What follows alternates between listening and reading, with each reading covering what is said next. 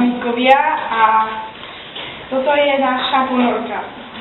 Šéf skupiny je Denis Belán a potrebovali sme na vytvorenie tejto ponorky fľašu, potom slamku, kliniec na vyvrtanie dier, potom Lego a lepiacu pásku.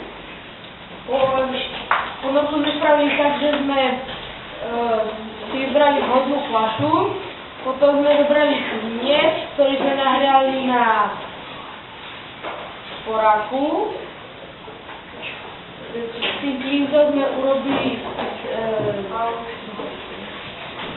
6 dier, 6 dier na spodu a 1 na vrchu. Do tej vrchnej sme a ten plán musí byť taký, aby sa tam dostal do toho článka.